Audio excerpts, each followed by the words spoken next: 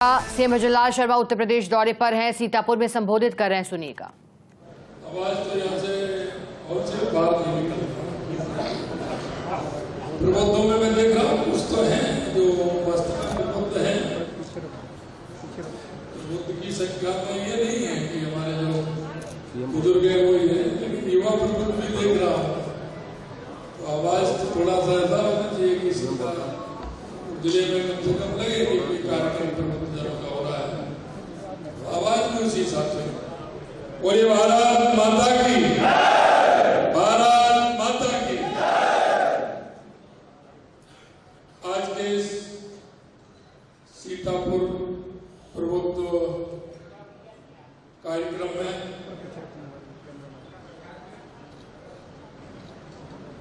आज के इस कार्यक्रम की अध्यक्षता कर रहे संत पूजनीय राजेंद्र दास जी महाराज साहब, उत्तर प्रदेश भारतीय जनता पार्टी के वरिष्ठ नेता, मेरे साथी, राज्य सरकार में सहकारिता मंत्री सम्मानीय जीपीएस राठौड़ साहब, प्रदेश के महामंत्री एमएलसी मेरे साथी गोविंद नारायण जी, प्रदेश के महामंत्री भाई गुप्ता जी, पवन सिंह जी, सांसद राजेश वर्मा जी, क्षेत्रीय अध्यक्ष कमलेश मिश्रा जी, राजेश शुक्ला जी, जिला अध्यक्ष सीतापुर, मेरे साथ आए राजस्थान में मेरे कैबिनेट में मंत्री सम्मानीय जोगाराम जी पटेल साहब, मंच पर विराजे समस्त नेतागण, मेरे सामने बैठे मेरे पूजाइयों, बुजुर्गों, नौजवान दोस्तों और इस प्रबुद्ध जन सम्मेलन में आए सभी कार्यकर्ता बंधुओं, माता और बहनों, सबसे पहले तो मैं धन्यवाद देना चाहता हूं भाई जीपीएस राठौड़ साहब को, गोविंद जी को, प्रदेश अध्यक्ष जी को, कि जो आज मेरे को यहाँ बुलाया और सुबह से ही मैं इस पवित्र भूमि में कभी संतों के दर्शन, बड़ी संख्या में कार्यकर्ताओं के दर्शन और आप जैसे इस पवित्र भूमि में जन्म लेकर के यहाँ पार्टी के काम में लगे हुए आप सभी का मुझे दर्शन का लाभ हुआ, इसके लिए मैं आपको बहुत बहुत धन्यवाद और साधुवाद देता हूँ, आपको नमन करता हूँ, प्रणाम करता हूँ और ये भी कहता हूँ कि राजस्थान में आई है अभी नहीं, चुनाव के बाद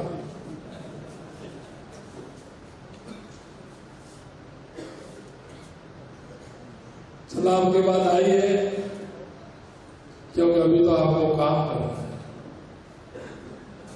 इस राष्ट्र को आगे बढ़ाने के लिए आपको काम करना है और आप हमारे राजस्थान शक्ति भक्ति की धरती है। उत्तर प्रदेश तो मानिए हमारी सांस्कृतिक विरासत है। उत्तर प्रदेश के अंदर जिस तरह से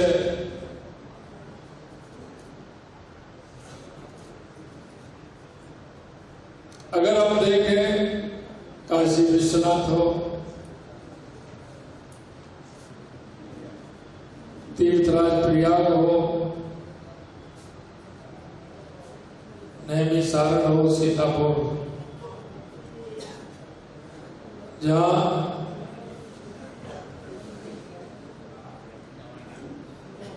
ऋषि मुनियों की धरती है,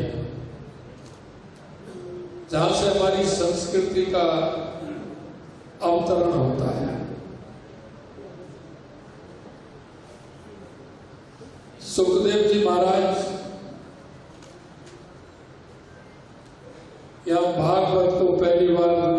संदेश देते हैं। ऐसी धरती को मैं प्रणाम करता हूं। भगवान राम की धरती, भगवान कृष्ण की धरती, मां ललिता देवी की धरती,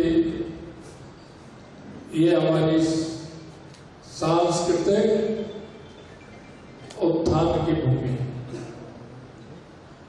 मित्रों, कहते हैं ना, प्रवस नगर कीजिए सब काजा, हृदय राग कौशल, क्योंकि यहां भगवान राम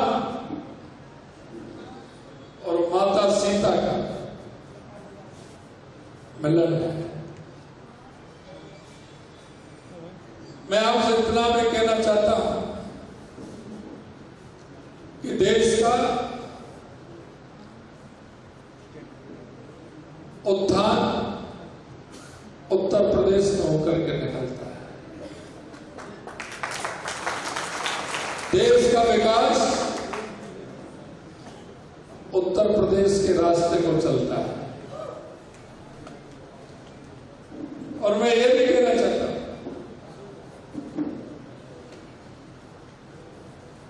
कि आज अगर भारत की गूंज है दुनिया के अंदर, तो उसमें उत्तर प्रदेश का बहुत बड़ा योगदान है। मित्रों, मैं आपसे निवेदन करना चाहता हूं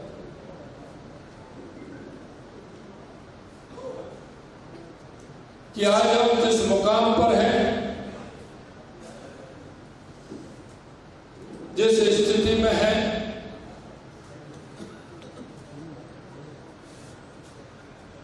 ये स्थिति बनाने में उत्तर प्रदेश का भी बहुत बड़ा योगदान है। देश को आजादी मिले 70 साल हो गए। लोगों की इच्छा अपेक्षा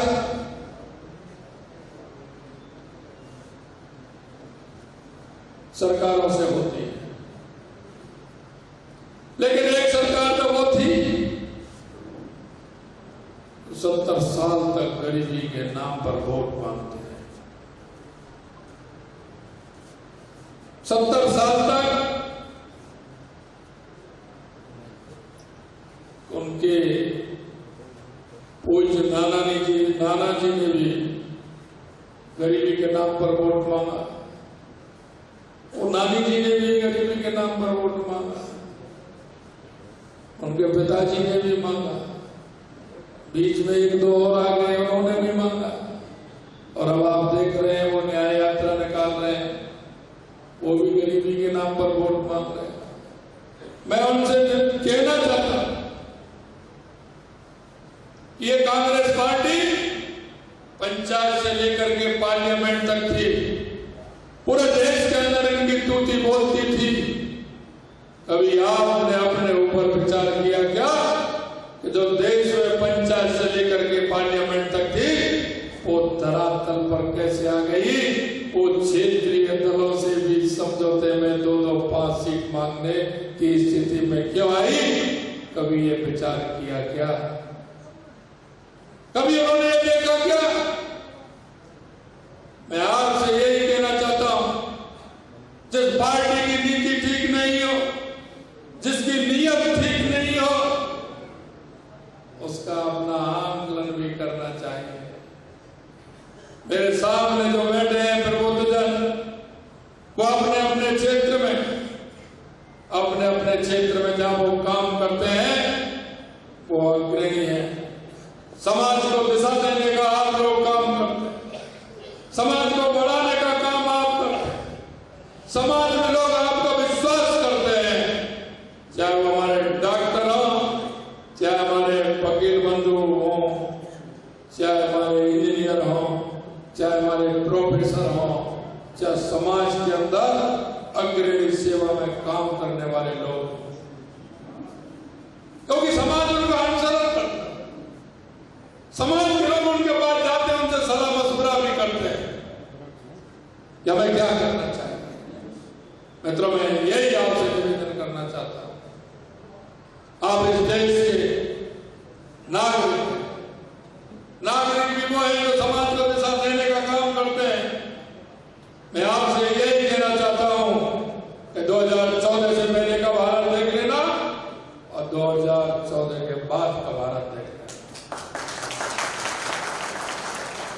आए दिन जिस तरह की 2014 से पहले घटनाएं होती थी, लोगों के मन में ये अविश्वास पैदा होने लग गया था कि आखिर इस देश का क्या होगा, इस देश का कोई धनी कोई है या नहीं, इस देश के बारे में कौन सोचेगा। कोई भी राष्ट्रवादी लोग इस बात को सोचते थे तो मन में दो बार पीड़ा होती थी। मैं एक ही बात कहना चाहता हूं, वो घोटाले, भ्रष्टाचार, आए दिन कहीं ना कहीं बम फूटते थे। किसी रेलवे स्टेशन में बम फूटता था, किसी बस स्टैंड में फूटता था, किसी भीड़ भरे चौराहे पर फूटता था, कहीं आर्थिक नगरी बंबई में फूटता था, तो कभी सैनिकों के सिर काट लिए जाते थे। मित्रों, मैं यही कहना चाहता हूं, 2014 का पहले का भारत देखिए और 2014 के बाद का भारत देखिए। हम सभी लोग प्रबुद्ध जन हैं, अपने अपने क्षेत्र में काम करते हैं, समाज को दिशा देने का काम करते हैं। मैं आपसे यही कहना चाहता हूं कि हम देश के नागरिक होने का कर्तव्य भी हमको निभाना है। हमारी विकसित भारत संकल्प यात्रा देश के हर कोने में, हर पंचायत में, हर नगर निकाय में हमारी यात्रा गई थी। 25 जनवरी को उस यात्रा का समापन हुआ। मैं आपसे यही कहना चाहता हूं, आज तक किसी राजनीतिक दल ने अपनी योजनाओं का जो योजना उसने लागू की, कभी किसी ने समीक्षा की क्या? कभी किसी ने किसी भारतवासी को या किसी मंच पर हिसाब देने का काम किया क्या? देश के यशस्वी प्रधानमंत्री नरेंद्र मोदी जी के नेतृत्व में हमने 2014 से जो हमारे गांव-गांव में गरीब कल्याण की योजनाएं चल रही थी, इस विकसित भारत संकल्प यात्रा के माध्यम से उनकी समीक्षा करने का भी काम किया। और समीक्षा ही नहीं, उसमें हमने ये भी किया कि कोई भी पात्र व्यक्ति किसी योजना से वंचित नहीं रह जाए। हम पंडित दीनदयाल उपाध्याय जी की अंत्य योजना को लेकर के चलने वाले लोग हैं। हम गरीब को बड़े मानकर पूजा करने वाले लोग हैं। हमने पंडित दीनदयाल उपाध्याय जी ने जो कहा था कि इस देश का उत्थान उस किसान के रास्ते से निकलेगा, उस गरीब के रास्ते से निकलेगा जो अंतिम पंक्ति में सबसे पीछे खड़ा है। जब तक उत्थान उसका नहीं होगा, जब तक हमारा देश आगे नहीं बढ़ सकता है। मतलब मैं यही मैं कहना चाहता हूं और आज आपसे भी मैं यही कहना चाहता हूं कि हम इस देश के नागरिक हैं, हम इस प्रदेश के नागरिक हैं, हम इस जिले के नागरिक हैं। हमारा भी दायित्व बनता है, क्योंकि पहले अधिकार, बाद में पहले कर्तव्य। अधिकारों को दिया है, लेकिन यह देश हमेशा कर्तव्यों के ऊपर चला है। पिता का पुत्र के प्रति क्या कर्तव्य होना चाहिए? पुत्र का पिता के प्रति क्या कर्तव्य होना चाहिए? माता का पुत्र के प्रति क्या कर्तव्य होना चाहिए? पुत्र का माता के प्रति क्या होना चाहिए? बहन के प्रति क्या होना चाहिए? दादा के प्रति अपने पौत्र का क्या कर्तव्य होना चाहिए? लेकिन धीरे धीरे उनको हम विस्मृति कर रहे हैं और हमारा पौत्र दादा से कहता है कि दादाजी, आप इस जमीन को नहीं बेच सकते क्योंकि मेरा इस जमीन पर अधिकार है, मैं आपका पौत्र। अधिकार है, इसको हम मानते हैं, लेकिन उस पुत्र का और पौत्र का अधिकार यह भी बनता है कि मेरे बुजुर्ग दादा दादी हैं, इनकी सेवा का भाव मेरा बनता है। इनके बुढ़ापे में सेवा भी मुझे करनी है, ये कर्तव्य भी मेरा बनता है। लेकिन अब कर्तव्य को छोड़ करके अधिकार की बात करने लगे। मैं आपसे यही निवेदन करना चाहता हूं मित्रों